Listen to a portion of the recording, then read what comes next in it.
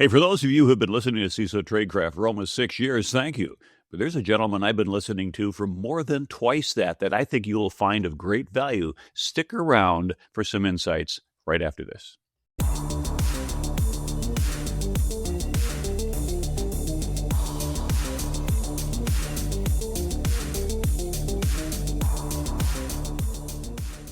Hello and welcome to another episode of CISO Tradecraft, the podcast that provides you with the information, knowledge, and wisdom to be a more effective cybersecurity leader. My name is G. Mark Hardy. I'm your host for today, and I am here with Chris Brogan, whom, as I had mentioned before, he has a whole series of useful information, email list, blog, podcast, amazing photographer, by the way. But we're going to get into all that. But first of all, Chris, welcome to the show. Oh, Captain, my captain. Thanks for having me. Yeah, now if you actually look up the poem, "Oh, Captain, my captain," it's not happy circumstances. He's laying there dying on the deck, and it's like, yeah. But, yeah, so, 30 years of misspent youth in uniform at least produced something of value on the back end. But, Chris, so you were not in the Navy, as I recall. I don't know if you had ever served in the military, but you had a chance to interact with some folks, like in the SEAL community, et cetera. But first of all, tell people a little bit about your background and where you are right now.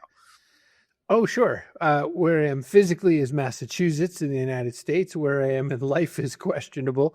I have had a very interesting and colorful background. I started in telecom very much back in the day when there was only Ma Bell, and I went into wireless telecom after that. Ran away and joined the circus for a little while, where I went off and ran events for a guy who co-founded Vonage and had a conference called Voice on the Net, called Vaughn, and Video on the Net, which was VOTN. And he had me run Video on the Net for him. I started podcasting in 2005. I started blogging in 1998 when they were calling it journaling. I had a reasonably early YouTube account, and I was user 10,212 on Twitter. I will never call it another name. And in my sort of the thing more people would know me for than any other thing was about that sort of thing, social networks, social media, etc. Because I was early to it. I caught the wave just right. And enough people said, gee, he seems sensible. And they followed me around. Did that for a while. It was never quite about the tools. It was about how does a business use these tools to build relationships at a distance? How do you show someone that you might be reliable or trustworthy if you're not exactly in the same room? And then in more recent years, I've done a variety of things. I ran my own education company for a while called Owner Media Group. Then a friend at the very start of the pandemic said, hey, I'm building an executive leadership team. I'm going to grow this company pretty fast and pretty big. I want you to help me wrangle all that. I said, yes. Did that for a while. And then on the other side of that, I am now currently helping with two things at the same time. I'm doing marketing and strategy for an event software company. And then we have a little bitty small AI agent building organization where we're building AI apps and agents for mid-sized, small, the high end of small, the low side of medium. That's what I'm doing. And executive coaching when I'm so lucky. Yeah, well, as they say, we had to get AI in there somehow because it's in practically everything we see these days. It's sort of like polysorbate 80 or something. You're going to find it in your ingredients list, whether you look for it or not. It's probably going to be in there. So a lot of what your focus has been on has been helping other people communicate better, how to go ahead and get their head around some of these communications tool sets, whether it's Twitter or whether it's blogging, et cetera, and things like that. So first of all, thank you for doing that, because as an early adopter, you gain insights. You go ahead as a pioneer and you find out where all the holes are that you don't want to step in and where the cliffs are you don't want to walk off of, and you mark them for the folks behind you. And as a result, you're able to go ahead and act as that leader. So that's been really great. And part of, I think, how I found you more than 12 years ago was that. And then you have a partner with whom you do a lot of emails. I don't know if you guys still work together or not. With Rob. We don't directly. Rob Hatch has more or less taken over all the parts of Owner that I had run at Owner Media Group. And when I started to work for my friend, I really couldn't juggle the two at the same time super well. So I made that part of his world. Yeah, my through line, such as it were, my red thread, as Tamsin Webster would call it, was how do you use technology to drive better human interaction? So Hmm. I've loved tech my whole life, but never because of the tech. It was because I could connect with people. I was born and raised in Maine. There were three conversations you could have when I was growing up in the 80s, which was Van Halen versus Led Zeppelin, Mustang versus Camaro, and would the Red Sox ever win a World Series? My answers were Van Halen, Camaro, and no, that's never going to happen.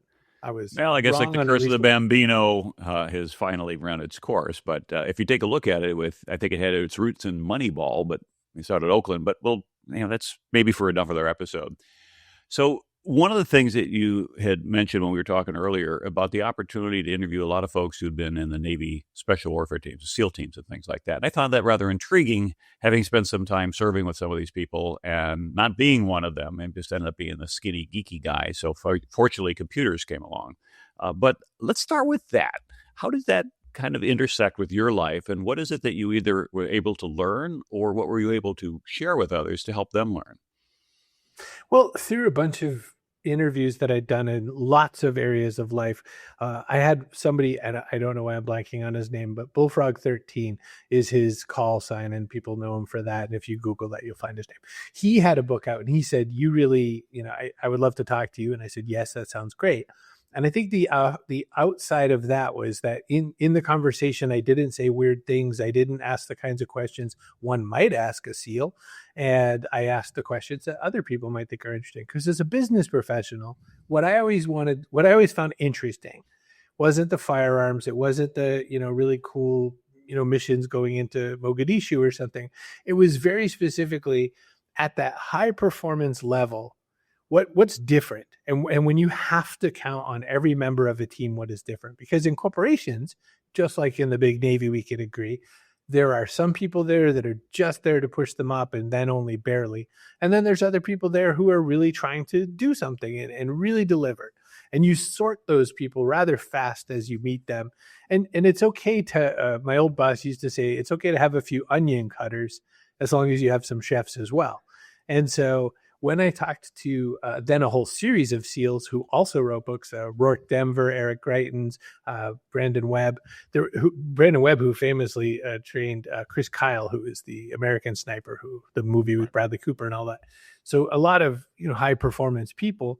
There were a lot of things that I pulled from that again weren't the gee whiz, what kind of cool gun was that? It was all like, in the moment when this happens, what do you then do? Or if everything breaks down, what's the first piece of base activity you take? I think leader types are interesting because we spend a lot more energy on when this breaks, then what, more than thinking of ideal settings. I think CEOs definitely spend a lot of their time in Visionville. And I think that, there's selling the dream and then there's implementing the nightmare. I felt like when I talked to high level performers like SEALs and Green Berets eventually and parajumpers and first female combat F-14 fighter pilot Carrie Lorenz, I talked to a lot of people who were just performance people, and I just wanted to pull from them what I could. And what did you find? Were there any common threads? Was it a little bit like Think and Grow Rich with Napoleon Hill, where you can say here are 14 things, or the 7 Habits of Highly Effective People, like Stephen Covey, or what were Chris's insights based upon some of these interactions? In very many cases, it was a question of kind of, and I've used this in different ways through my own leadership methods, which is one of my quotes that I've boiled out is leadership is options management. You try to remove a bunch of options a lot of the time because people will sort of spin and they'll have way too many things to do. And then the others, when someone feels like they can't find a way through, you give them a new option. So that's why I say Mm-hmm. leadership is options management.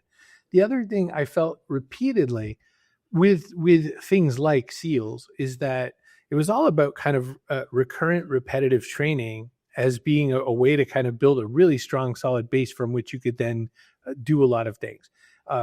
One of the most successful strategies of all strategies done in these kind of weird games where they test different strategies to see what will work was what was called the OODA loop, which you've probably mentioned on this show like every 4 episodes, or observe, Colonel orient, John decide, Boyd. and act. So I think the OODA loop was something I had not heard of yet. And when I heard it, I was like, this is brilliant because I like I like systems that you can apply to many places. I think specialism is a great thing, but I find that, for instance, Green Berets, I find that they are people who are trained to be generalists. And I think that the word generalist, probably another topic you've covered a bunch. A generalist, I think, gets a bad rap where I think that's where all the magic can be. And I think that's what I pulled from the SEALs as well, is that if you could be generally good, then you can hone to where you could be great, but also, and super most importantly, team development. Because it's not the person with their hand on the trigger, it's the person who's supplying, it's the medics, it's the person who makes sure that comms were happening. You can watch the movie Lone Survivor as an action film, or you can watch it as a communications management film, because the entirety of the movie Lone Survivor is they can't get a signal, finally get a signal, boy, that stunk. And that's the lesson for people like you and me who are not in harm's way at present. Yeah, and I guess if you're really a geek, you think the heroes of Apollo 13 were the engineers who came up with the fix to say, hey, here's what you can do it with. But you mentioned a couple things that I think were key. And one is the training. And of course, in SEAL training and special warfare, you go to BUDS, Basic Underwater Demolition School, 26 weeks of very difficult training, including a Hell Week. And I had been stationed out there in Coronado back when I was a junior officer. And the guy who had the room next to me, who is like a halfback or something for, I don't know, Ohio State, big, burly guy, I would see him coming back at the end of every day, just tail dragging, just beating this guy up. But he kept going. And Hell Week is interesting because they keep you up for 6 days straight, no sleep. You've got stuff going day and night. They have ammunition going off, rounds going off. And of course, all the neighbors complain and they write letters to their congressman. Oh, that's nice coming. And they deal with it because every time they were able to keep that training going. But more to the point is this. And this was not from a SEAL, but it probably works in general. Admiral Rickover had said, you're going to fight the way you train. Or more precisely, anybody who stops to think in a crisis shows a severe lack of training. Because when you have gone through these scenarios, whether or not they occur exactly as you expected them to, or some variant on it, there's none of the deer in the headlights, what do I do next? There's an initial response to get you off a top dead center. And even if it's moving left when you probably should have gone right, at least you moved. And so the crosshairs are no longer on you. And now you've got another split second to say, okay, I could probably come over in this direction and then go out that way. But whatever it happens to be, training creates a bias for action. And as leaders, if we can go ahead and ensure, particularly for our audience, cybersecurity leaders, that your people receive the training, not the once a year security awareness training. Okay, here's a phishing email. Don't click on this. And here's a bad website. Don't go to that. But something that's a little bit more practical.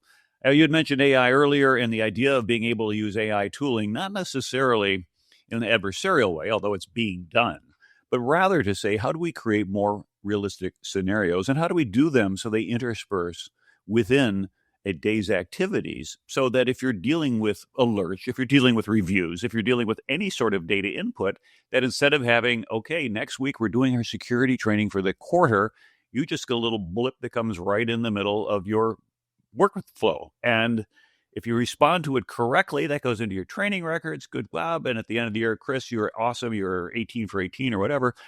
But if you didn't get it right, it's not so much that a big hammer comes out and whacks you, but you're going to get additional insight and training because we should never be in the business of gotcha.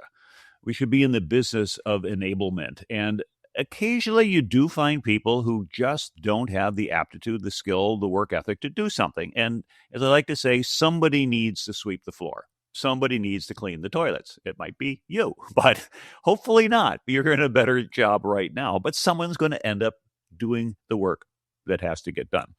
So as we look at that from a leadership role, I think you've addressed it very, very nicely using the SEALs as an example. And in your leadership roles, because you had said you had gone off and worked as a chief of staff.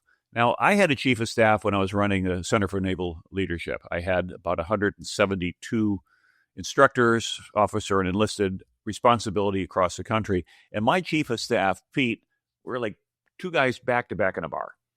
What I saw or what I couldn't see, he would see. And what he might have missed, I would see. And to a certain extent, it was more like this, where I'm dealing with the outside world. Like a CEO has got to deal with investors, deal with the press, deal with their customers, deal with everything else. And down here, you're operating the business. But the point is that if you had two people that were perfectly aligned like this, you'd fall into the same ditch. And so I have a dear friend of mine whom I respect greatly, Harvard MBA, great accomplishments, and we think almost identically on everything. And I've told her, I said, you make a great friend, but you make a lousy business partner. And it's not a criticism. It's an honest observation. We would fall in the same hole together. But if we could do something that would reinforce that. So what are your thoughts, and what did you learn coming on board as a chief of staff, and then the span of control that involves in moving things? Because as chief information security officers, we're getting more things added to us all the time: governance, risk, and compliance, dealing with the standard security, now the AI problem, et cetera.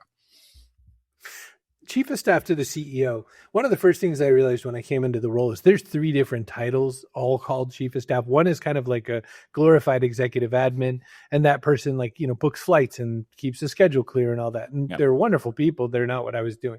The other is startups and somewhat smaller companies use the term chief of staff. What they really mean is baby chief operations officer, which is fine. What I am not is that, though, because I'm a former project manager, but I gave it up for Lent, and I would not seek to keep a bunch of spreadsheets and Gantt charts ever again in my life.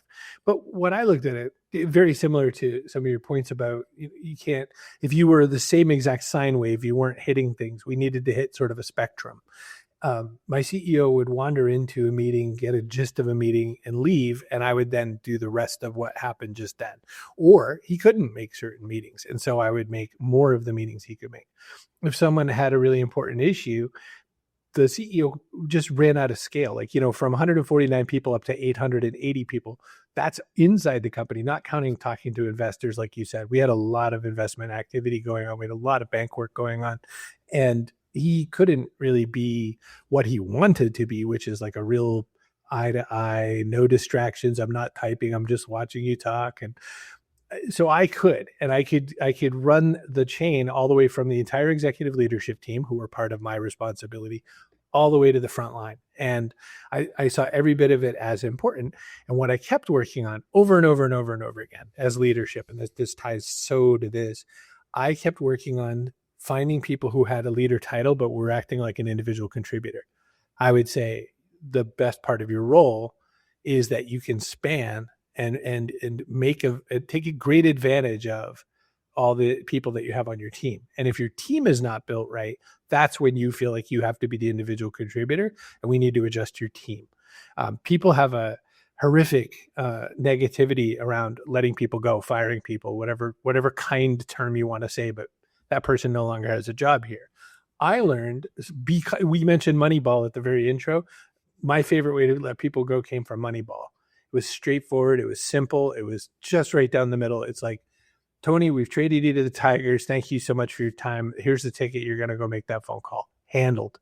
I learned from one of the best chief people officers that I've ever met how to do it exactly like that in a different setting. And every single person I let go, I liked the person personally. I did let go a few people that were not very good people and really shouldn't operate in the general public. But that was maybe 2 out of 100 plus that one way or another had to come and go out of my org over a span of 4 years. That sounds like a lot until you span it over some time. But in every meeting where I had to let someone go, I always said the same thing because it was always true. You are so good at what you do. I need a different person in this seat right now. I need someone who does it a different way than what you're doing. This is just a fit issue. And I guess the reason I just sunk into that particular detail is, as a chief of staff, my job was to make the staff the right bunch of people to execute on the requirements and needs of the business at every turn. Like, for instance, we went from engineering-led growth in a software company, which is where the engineers all say, hey, I saw something in a forum that said we should build one of these, to product-led growth, in which we did a lot of analysis of what were they clicking on, what weren't they clicking on, how was onboarding, how many times did people abandon their app midway through onboarding and whatever. And really design the way product managers design, which is vividly different than the way engineers do. When we brought in a CISO, you and I had a very brief pre-call about that. When we brought in a CISO, we brought in the guy who was the best politician for the job. I know we'll cover that, but that was partly my call. My call was, this guy should not be the best keystroke level guy. He needs to be the person who can run a team of people who are the best at what they do, because this is modular, just like the software we use is modular. And we don't think of it as letting a resource go. You think about it as aligning the resource to the better job that they could execute. And that's what I learned most in that seat. Awesome. So, really about getting the right people in the right seat on the bus, to a certain extent, getting the wrong people off the bus. As you had said, don't drag anybody who's ever worked in an organization where they've had somebody who was just a bad fit, didn't work out well, was a bracer or whatever. And it took weeks or months to let that person go. When they finally go, there's a collective sigh of relief. And you don't want to put your people through those arduous positions where you got to make the call anyway. And part of leadership, if all the easy decisions were all you had to do, we wouldn't have to pay you a whole lot. Okay, you would just go ahead and say, "Yeah, this is fun. Every day I come in there and I have fun." You add your value when you have to do your difficult decisions, and the difficult decisions are best done, as you had said, dispassionately. It's not getting all emotionally worked up and in the heat of the moment making impulsive decisions. It's ensuring, and now you may come across that way, and you might use that for emphasis. And we've talked in the past, any of us who've been through speaker training, leadership training, understands that you can use acts of impact as a way to go ahead and get people's attention. If you're normally quiet and soft-spoken all the time, and about once a year, you get really loud, everybody pays attention. But if you're really loud all the time, you become it's a screamer, and it gets tuned out. And those things all can be learned. But let's go back to that observation you had about your best CISO, who the absolute politician and things such as that, but had also been very successful, if you will, in terms of things that matter as a CISO. Tell me a little bit more about what made that work. Really swell guy. I'm going to mention him by name. I don't know if we're supposed to. His name's Doug Kirsten, and he got us through SOC 2 Type 2 compliance. He's put us through a whole bunch of other ISOs that we did not have access to. And the experience that I had with him was that he, at every turn, was just really high quality. He was delivering on everything. We've had no findings on very many of our meetings. One of the things that I felt about that is when I asked that question, the first time he said we had no findings, I said, I don't know what that means, because it wasn't my job to. But when he explained it to me, I said, wow, that is most impressive. And to me, that is a political statement as much as it is a technical statement. Obviously, you cannot BS your way through to get no findings. You can maybe fudge on one or so scenarios or talk gently out of at least one, but you're going to either show your hygiene or not, and it's going to come up in those kinds of audits. But what he did so best was he just worked from that angle. He worked to explain that to his people. He worked all the way through the org, why this is important, how this is important. We did those trainings frequently. And here, let me confess something, because I think your people are going to like it. I failed so many of those phishing emails, the sample ones, so many I should be a mop pusher. I failed so many that they had to go out and buy the training faster than they meant to, because they were like, what's with this guy? And I said, I don't know. I've always wanted to be my dad, and my dad would click anything back in the day. That's not true. He was a sysadmin. But I think that a guy like our guy, Doug, when we had like our booth set up at this big trade show with all the other people who sell the same stuff that we sold, our booth had a massive amount of security information saying, here's what we did here, here's why we're enterprise grade, etc. Because we were trying to explain we're not a bunch of guys in a garage, which is cool to start out. But when you're, we had several of the top Fortune 100 companies as our clients. When you have those as your clients, they need to know that, they can kick the tires deep. And what this whole show exists for is to point out that that is not a technical thing. That is a blend of technical and then a lot more beyond that. Yeah, what I've put out, and again, as soon as I make the time, my partner's got his book out, and it's sold pretty well. It's called Cybersecurity's Dirty Secret: Why Most Budgets Go to Waste. And so Ross has put that out and done great work. And so he keeps encouraging me, G. Mark, will you get your book out before you get old and die? And I didn't want it to be, I worked on a book back in the 90s. It's Network Security Secrets. And I say, like, great, Windows 95 security stuff. That just seemed a little bit too transient, where it's not even going to last on your bookshelf until the next upgrade. But what I found enduring is what we're talking about: people, leadership, principles, and things such as that. And aligning exactly with what you've observed are what I call the four plateaus, stages. If I can find the right word, I got my title and off. I'm off to the races here about technical skill, management skill, leadership skill, and then political skill. And these are all orthogonal to each other. And we find out that the skills that work well at one level will not promote you to the next. Or if you promote, like the Peter principle, which says we promote to our level of incompetence. You do great, promotion. You do great, promotion. You're not doing so well. We can't promote you. We'll leave you where you're not doing well. The Navy had a solution for that, and I had served on 12 selection boards, which is a lot. And I'm picking everything for people for command slots, promotion to captain, and the like. And what it kind of learned is that in the precept, what was written for you, the board instructions, and that was signed by the Secretary of the Navy himself, is you are to choose a fully qualified officer for this position, not somebody who will grow into the job, because that's a risk. You can't have somebody grow into the job of command of a ship and then have the ship have a major accident in the first week or two or three while they're still figuring stuff out. So it had two elements to it. And the side I saw as a board member was looking for people for which there is evidence that they're fully qualified.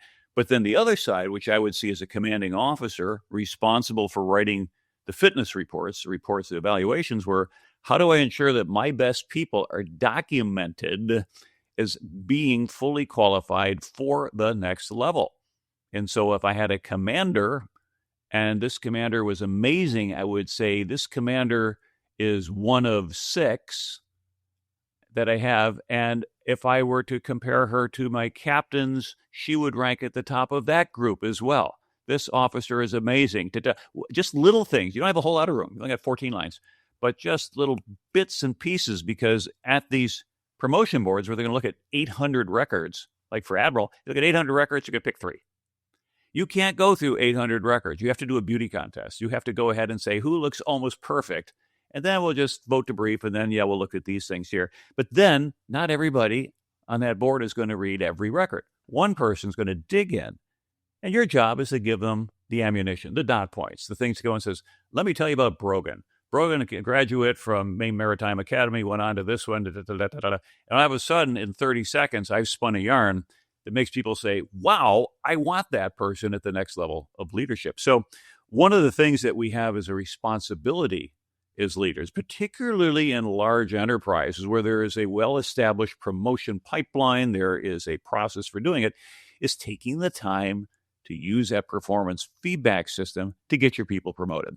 And people would ask, and I'd ask this of officers, mid-grade officers, what's the purpose of doing the evaluation of fit reps? To document your accomplishments. Said no. They're like, no. No. It's to go ahead and differentiate who is ready for the next level of responsibility. If you get nothing but lovely, fluffy stuff, wears the uniform correctly at all times, scored excellent on the physical fitness test. And I used to score outstanding. But that didn't mean anything. They didn't care. Did you pass? Took a graduate course at night. So what? Finish a master's degree? Yeah, put that in there.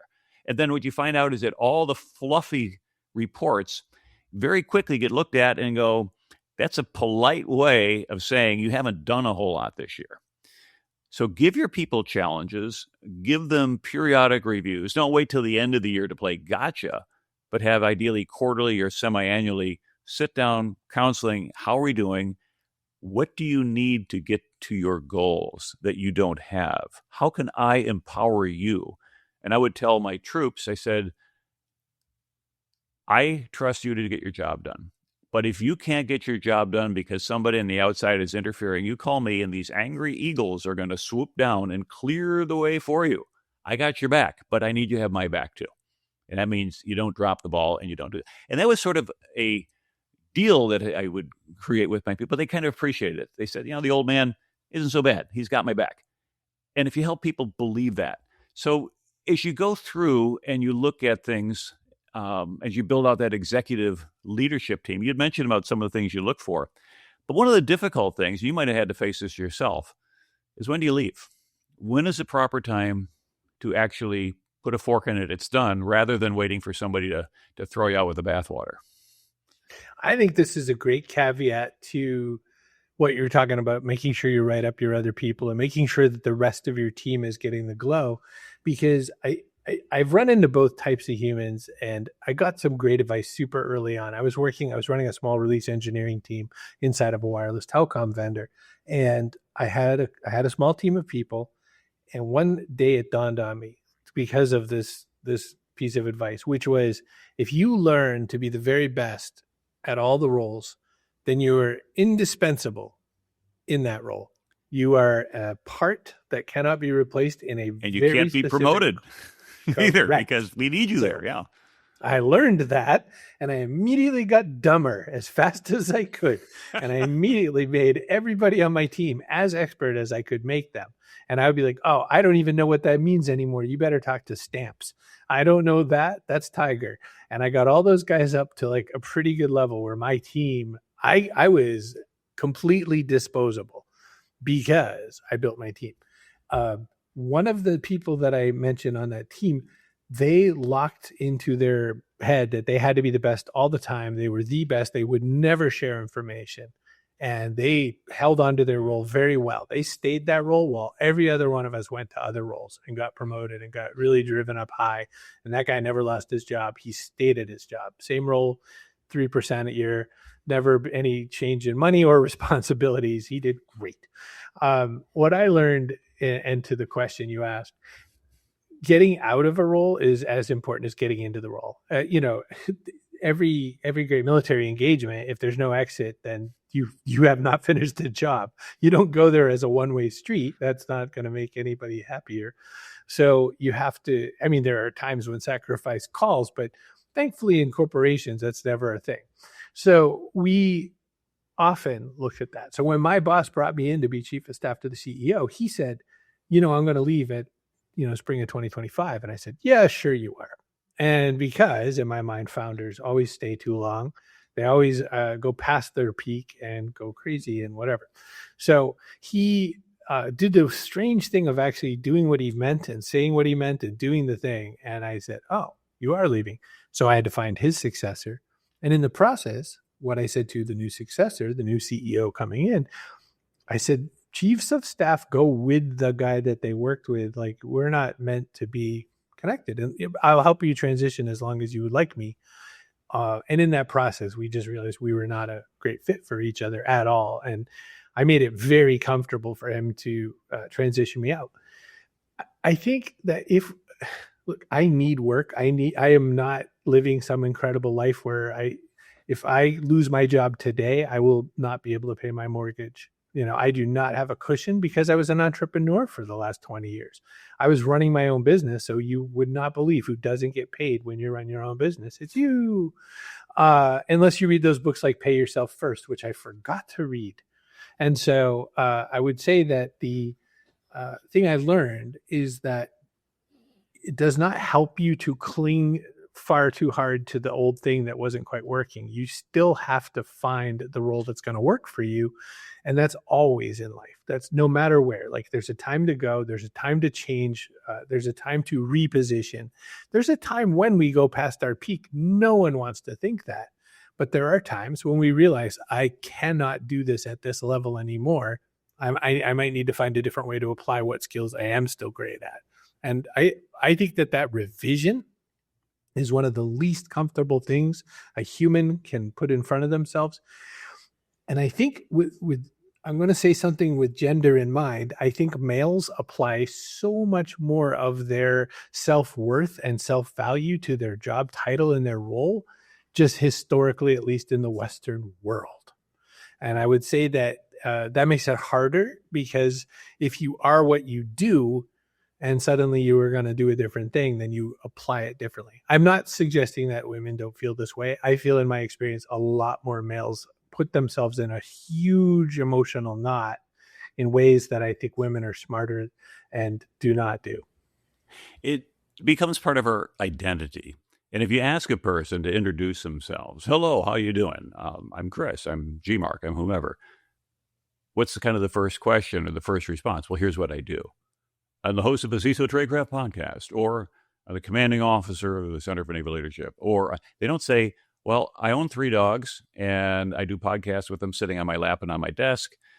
I go ahead and I fixed my dryer last weekend when it was making a mess. I mean, it's stuff I did, but none of that's significant. We tend to think, and you're getting heavy, honey, sorry. Ugh. We tend to think that our significance is tied up with our actions and our activities, and more precisely with the organized actions and activities. But you mentioned entrepreneurship and some of the things, and I last collected a W-2 from a company in 2002. And it's been a long, long time. That was Ernst & Young when I was working in New York City and the Wall Street. It was hard to run the Wall Street security practice. And as people who know me know, my first day on the job in Manhattan literally was Tuesday, September 11, 2001. That was new employee orientation. And the world changed that way. And of course, I had a $5 million number on my head that I had to make. And by February, I had closed no business. I had 8 deals in the pipeline, but nobody was making decisions. And then he said, we can't keep paying you. And it's like, I get it. It's not personal. It wasn't. It was one of those things where, in fact, the guy who had hired me flew up from Texas. And I said, why don't you just call me on the phone? Why'd you have to come? I said, well, and I said, wait a minute, I'm letting you go and you're feeling sorry for me. And I said, well, realistically, this is nothing personal. It's not an argument. It's just, let's do it. So since before that, and then subsequently done entrepreneurship, as you have too. But you're right. When you do the entrepreneurship, you're a little bit more swinging for the fences. You're going to be either connecting well or you're going to be swinging and a miss. And I've started a few businesses that have kind of swing and a miss, and you don't have anything to show for it at the end other than, let's see, I got a coffee mug up there from my card kill, which is we preemptively stolen credit cards before they get used in fraud. But that didn't work. I tried to take cybersecurity threat assessment over the banking world where they did customer assessment. Like grandma doesn't use her credit card on a Friday night in East Los Angeles at Best Buy when she lives in Ohio. But it turned out that there were political reasons why it didn't work, because they didn't understand that system. So for a lot of people, particularly CISOs that get a little bit fried or burned out, they think, man, I just want to become a vCISO, a virtual chief information security officer, part-time, hang out my own shingle. And I've seen people from the military do that. And most, not all, but I'd say the vast majority of my friends who retire as admirals or generals end up doing one of two things. They either get a job with the Beltway Bandit and they become the senior vice president of something or other so that they can go ahead and the company can mine their contacts still at the Pentagon who have signature authority. And during those next 2 years, before all your buddies roll along, if you haven't figured out how to make rain and how to bring in business, they let you go. At which point you then go to what some people skip that step and go right to, which would be G. Mark Hardy and Associates, which is really your associates are your pets. But it sounds better than the and associates, and you just become a one-man band, and you desperately go out there trying to convince people, like the old Bruce Springsteen glory days, that you can still go ahead and smoke the ball and hit it up, and you can't anymore, and we live in that past. So your comment about tying up our identity with our jobs and our activities, absolutely, I believe so.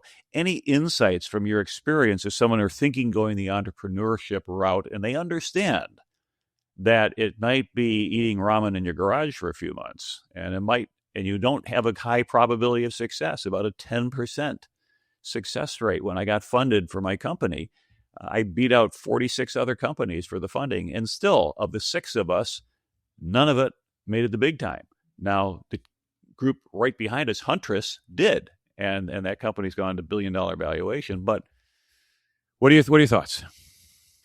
Solve a need. One of the things we get wrong as entrepreneur is we think that what that title means is I do what I choose. I'm running a privateer. But when they say that, they didn't ever read about privateers, because privateers were just banded different servants. They were not any different. They just didn't have to wear the Queen's colors. And so when one is an entrepreneur, there is a bounty on the head, just like a privateer. There's work to be done. Solve the problem. Now, there's 2 levels to that, though. And so it's so funny. I want to go quick. You said the G. Mark Hardy and Associates. I remember the first time I planned to be a consultant, I thought that was a very vaunted kind of a choice. I was young when I wanted to do this. And I said this to a guy who was a serial CEO, and he was an incredible guy. And he'd brought some real wealth to the world, but also to his pocket. $2,000 suit kind of guy. And he said, you know what I say when I meet a consultant? I say, oh, you're unemployed. And I said, oh. And he couldn't have popped my balloon harder. And I Oh, realized, oh, that's how he sees it. Decades later, I utterly agree with his concept. I understand what he means. An entrepreneur, there's two sides to it. One is be able to do something that someone needs that they'll pay you, and then be able to find enough of that person that you could do it. The other part, which I have vividly failed at a few times and I'm seeking to not fail at again, find a way to make it a saleable business that you can exit. Because again, if one ties one's identity to something, then they can't quite move forward. And so to me, those are the two. Learn how to be stupidly useful, learn how it doesn't have to be your name glued to it, and then you might actually escape and just in time to die. yeah. I had one of my officers, Jim, who back during the 2000s got mobilized for a year out to Transcom, and he's like, "I've got a small business, and I've got," and I his identity was all tied up. He thought he was the only guy who could run his business. He had a number of employees. Well, he did hire someone to backfill him, figuring, okay, well, maybe the guy can not crash the plane in the 1 year that I'm gone. The guy ended up realigning the business and doubling and almost tripling the size of it because it turned out that as a founder, he was thinking about this big, and the guy he brought in said, why not do this? And so sometimes we find out that we need to back away. I was talking to my neighbor who just turned 75 this week, and he's run 5 different businesses, very successful. He took a company public at the age of 30 in India. And so I told him, I said, how are you doing? I said, well, I just kind of burnt out right now. I said, you need to take 3 weeks. He said, I do that every year. I take 3 weeks, don't even bring my phone. I forget my phone number. I don't bring email. I completely reset. I said, well, I got a podcast to do. I've got this consulting. He said, then you don't have a business. If you can't walk away for 3 weeks and hand the keys to somebody accountable and responsible, you don't have a business. You have a lifestyle business, but you don't have a business. And I had to think about that, and I was sort of guilty as charged. And so last little bit as we get closer to the end of the show, but this is a bit of wisdom that I had learned looking at a number of my friends who've been very successful and then struggling. Because I was a public speaker for years. I did entrepreneur stuff, things like that. Is I found out that there are 4 things that you look for. That if you're going to say, should I go do this business? If it passes all 4, maybe. If it fails on any one of them, stop. It's a strict and. Is it a repeatable process that you can teach to others that is required by the government or society that is increasing in volume every year? And if your business idea matches all 4, go back and replay it if you're listening to the podcast, then consider moving forward. As a public speaker, nobody else can sing my solo. I don't want to go to a concert to listen to Led Zeppelin and say, Robert Plant couldn't make it, so Joey Wilson's going to come up here and he's going to do his best. No, you're paying to hear your rock star. You are the rock star. If you got a rock star business, it's not a business. All right. And then if it's not repeatable, you're doing custom stuff all the time, you're a craftsman, but you can't multiply that. And if it's not required by the world, why are you doing it? Is, as you had said, you build it for yourself, not for anybody else. But the last one was, is it increasing in volume? You don't want to be the last buggy whip manufacturer. You don't want to be the last COBOL programmer. You want to be somebody who is at the edge of something that's getting bigger and better every year. And because it's a repeatable process you've trained people to go for, you'll make money on it. You'll go ahead and build your business. And with the right chief of staff, with the right people, it'll run without you for a while.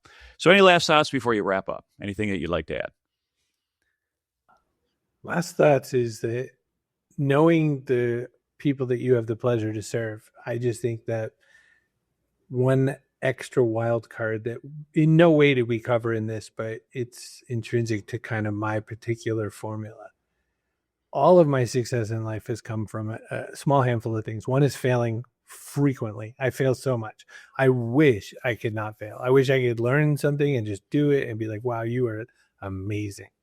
But I can tell you that if you can get good at failing and not feeling bad about it, failure is just an outcome you didn't expect. I think Tony Robbins said one time. I think that's a better way to give it a go is, complete the motion if you stumble is what Professor Anthony Kiedis said. So that's one, fail. Number 2, I have been kind and as often as I can good for most of my professional career, and that has never caused me a problem. I may or may not have lost deals. because someone wanted me to act in a different way, but I stuck to kind and good. I think I've, on the balance, done a better job of life because of it, even though my bank would tell you sometimes differently. I think third and final is just that don't discount information or people or anything that does not immediately fit your "is this useful" checklist, because I am a weirdo, and that did not come through especially much in this interview, but I am a weird weirdo. When people meet me and they've known me for some small amount of time, they're like, "Oh, he's different." I have in board meetings called people poopy faces, and had very strange looks from very many people who make far more money than me. But then by the end, they were like, well, if that's a situation, then how do we make the poopy faces act a different way? Because we need that. I believe you can transform the world to be exactly who you are, and that it's a world where the better interfaces win. So don't discount weirdos if you see them. They might also be useful. Wonderful last little thoughts here. So, Chris, how does somebody find out more about you or follow you or learn from you or watch your stuff? What's the best way to do so? That's a really good question these days. I just accidentally tanked my own website the other day. I noticed that. It. I tried to go there, and it's like, and I was like, okay, fine, that's good. It's broken. And I'm going through like a lesson with it in my head of like, maybe I'm okay without a website. Maybe this is a new world, because there was many years that'd be a kiss of death. I have a Substack, so you can go to substack.com/Chris Brogan, and I write a fun little newsletter there about things like what we talked about on this. I also have a YouTube about photography called Photography is Meditation. And I only bring it up because what you go there for isn't, you don't have to like photography. You just go there to hear my soothing dulcet tones and kind of relax and not think about the larger world's miseries for 10 or 12 minutes at a pop. Got it. Well, as I say, this site can't be reached, chrisbrogan.com, but someday it'll be up and running, and that'll be a good thing. So thank you very much, Chris, for being part of CISO Tradecraft. For our watchers and our listeners, thank you for being part of our audience. We hope that today we've added some value. And if so, give us a comment. Go ahead and come back to our LinkedIn page and let us know whether you like this. If you'd like to hear from Chris some more, come on and say, hey, bring the guy back. I'm sure there's a lot more insight he could offer. If you are following us on your favorite channel, if you haven't done so already, give us some positive feedback if you believe that we've earned it. Whether it's a 5-star or a thumbs up, it helps other people find us. And don't forget, we also have a Substack newsletter, as well as our LinkedIn feed has a lot of useful information that can help you in your decision-making and in your career as a Chief Information Security Officer, or for those who are aspiring to get there. So thank you very much. And until next time, everybody, stay safe out there.